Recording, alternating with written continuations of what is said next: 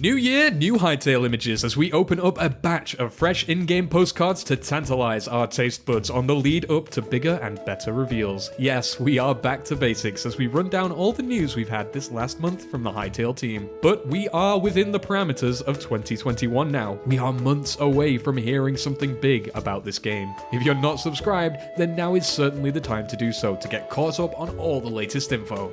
Welcome back to Quebec Corner. My name is Connor, and today on Hytale News Updates, we cover the two new in-game images analysing small details, new blocks, and even new mobs that we'll see in the world of Orbis. Then we'll investigate the mysterious and sudden appearance of a new Hytale-themed survey, along with some major Twitter highlights from the team, and as always, some community art to top it all off. Before we jump into everything, let's give it up for today's sponsor. Core is a brand new gaming platform powered by Unreal Engine. You can use the launcher to browse and play games that are releasing and updating every day. But not just that, using specialized tools, you can create your own game too, completely free, with the ability to download textures, build worlds, and install code. Your projects can join the huge array of genres on offer, like platformers, racers, and first-person shooters, all created by players just like you. This week, Balloon Simulator took my fancy, it being a platformer game all about jumping higher and upgrading your balloon. I decided to hop on, and in seconds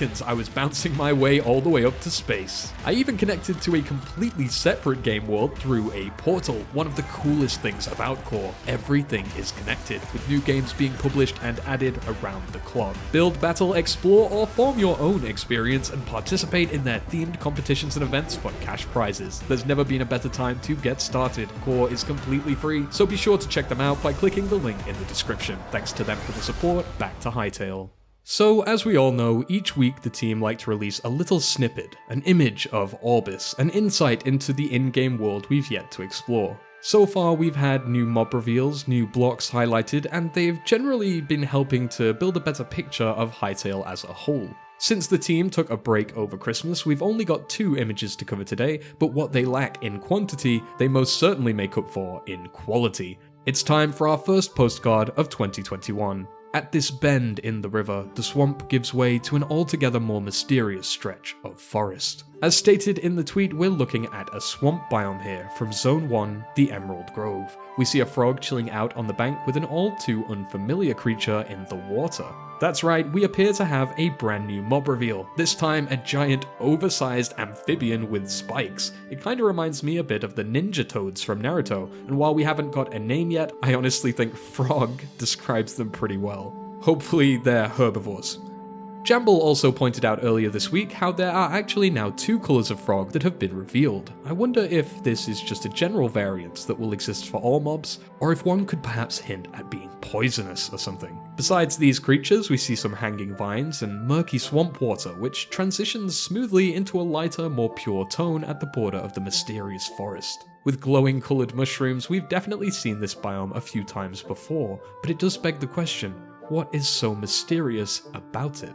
Architects and artisans have an important role to play in the adventure to come, we are told with this next Zone 1 image. Architects are people who design buildings and supervise construction, the builders of the world. Artisans, however, are skilled workers of a specific trade, often handcrafters and herbalists, that use rich, high-quality ingredients to make food, drink, and other fine resources. Could this mean that farming and cooking play a bit more of a vital role than we initially thought? Can herbs and crops be higher or lower in quality, requiring a bit of skill, timing, and know-how to get the best for your buck? And what of the builders? What is the importance of their role? Building seems to be a central part to survival anyway. It could be something as simple as a wooden hut, but why would being good at building be so important? Obviously, keeping yourself protected from enemies and harsh conditions is essential, but could that be determined by the materials we choose to use? Factors like the size of our base. Either way, it seems that as players we will be able to dig deep into our very own playstyle, be it farmer, forager, fighter, or fortifier. We know there won't be any pre-selectable classes or progressive talent trees, you are essentially what you wear and what you wield, meaning in Hytale single player, being a jack of all trades could be essential, whereas sharing your adventure with multiple players, like we see in many of the postcards shown off to us, means you can distribute tasks, each person becoming specialized in a particular trade. In this image, we of course see Moo, the COO or Chief Operating Officer for Hypixel Studios, dressed in some knightly attire, looking like a warrior to be reckoned with. Below him, we see our first example of specialization, Chris Thurston, the publishing narrative and comms leader, and his character, donning a wizard's robe and hat, wielding a staff green with the magic of the earth element. Maybe he's using a couple of spells to grow the plants quicker or something. We see a woman walking with fertilizer, likely using that to speed up the growth of the crops or improve their quality. And we also get a glimpse at what appears to be a character similar to Noxie planting some flowers in a small gazebo, the latter of which seems to be constructed from a cool greenish wood with thatched grass roofs. Cool to see also that there's an entire block just for planting things in. You see them here and also on the window ledges of the house with different types of flowers in them. There are of course some other smaller details we see, some moss growing atop this rock, a little burb tweeting away, some blackbirds flying above in the sky, and once again our amphibian friend returns to be caught mid-eating animation, zapping his tongue towards a fly. We appear to have that same farming cart in the background, a station that seems to always be near growing crops, and you'll even notice that some of the blocks making up the pathway are half slabs. Found that kind of interesting. Moving on from images, next up, a sudden and unusual occurrence on the Hypixel Minecraft server. With the dawn of a new year, users were treated to a mysterious survey, asking what operating system they used, how likely they were to play Hytale, and whether they would recommend a friend to the Hypixel server or not. This is a really good sign. It means the team are starting to gather data on the pre-existing player pool that they have. This dataset telling them exactly what the majority of their users play on, and whether or not they've been made aware of Hytale yet. How appealing is the game to existing Hypixel users, and has marketing been strong enough thus far? This, along with a slight tweak to the beta page to now include a date of birth entry, means that the team likely expected to generate a new wave of awareness for the game amongst their players, or at least wanted to remind them that the game is still on its way. This is also a great strategy for appeasing Hypixel users, not alienating them by creating a product that doesn't serve the needs of the many.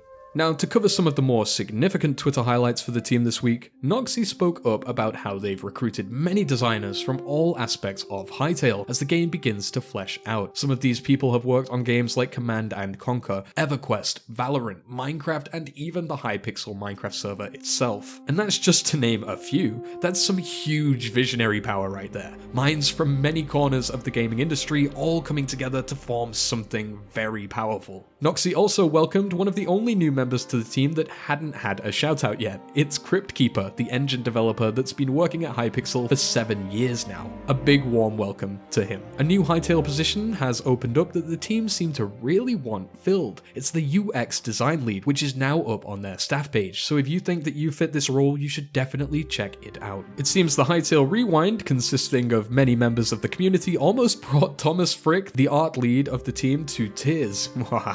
The feels. With snow arriving at this time of year, Propsy also found it fitting to create a snow Quebec. He says hi. Rodan commented that the Quebec dragon that we made in our charity livestream is a cursed boss mob. I say first person to mod this into the game gets 50% ownership of Hytale as a whole. It seems there was a company-wide Secret Santa, and John Hendricks, design director, decided to get the help of avid LEGO fan art builder Happy Lima to create some Hytale themed mob kits for Noxie. They all look really cool. Surely some of them should look familiar as we've featured Lima's work on the channel before. Nathan, or Kumachino, the UX lead for the team, created a top-tier meme for the new mob. Likewise, Buddha begins to lose control of his BFF Hytale mob board with moss horns, frogs, and knife-wielding pigeons all on display, even calling out 2 members of the community, the likes of Canadian Flash and Passion, for not liking moss horns. I should probably take this time to also inform you guys of a small little thing that seems to be happening on Twitter. A large war has sparked up between 2 or, well, many factions amongst our community. Generally speaking, we can divide them between people who love and want to protect Quebecs and, the degenerates that want to hunt, burn, and eat them. I've been watching a lot of Attack on Titan recently, and let me just tell you, I ain't letting Quebec Corner become the Trust District. Now, as you can see by the many tweets, there are various acronyms for the factions at large. I'm sure you can find your own path, choose your side, if you will, as many of the community members have already been doing this month. With Christmas over and a new year beginning, Noxie is of course more passionate than ever, it seems, to get back to work with the team. In February, it will officially be Oscar Garvin's 5-year anniversary working on Hytale. He is of course the music composer for the game. He says he feels he's grown immensely, both professionally and creatively during that time. He also said he's excited for 2021 and smashing it out of the park. Hopefully he means what he says, and that's exactly what happens. Buddha also tweeted out a year-old guitar cover of the Hytale track Traveling Band. Fretboard Lab really gives us the chills in this piece, and I'll allow for it to play a little in the background as we continue. The last of the Quebec figures sent by the Hypixel team have begun to arrive across Europe, the Americas, and other continents across the globe. Everyone seems to be having a really good time painting and naming them, really just getting to know their new little friends, including many members of the team such as Mu, Chris, Buddha, and Rodan, who even gave me the honor of naming his. I called it Epoch, as it was New Year's Eve, and Epoch means an event that begins a new period of development. Figured it was kind of fitting considering, we're moving into like that final stage of, pre-Hytale. Now, before we get into all the amazing community art pieces, for those of you who enjoy a little bit of D&D or Dungeons & Dragons, then make sure to check out Dank Corp's latest Hytale-themed campaign, Champions of Void. Fit with a storyline set in Orbis, a cast of characters, custom music, and art, it's definitely worth a listen. I'm starting to get fairly invested in the characters myself, and it's only episode 2. I think it truly sheds a light on the possibilities of storytelling within Hytale's world. Link in the description. Now, as always, let's shift over to some of the amazing artists working to keep the community passion alive. Make sure to follow all of these guys on Twitter and keep up with future pieces using the hashtag HytaleFanArt.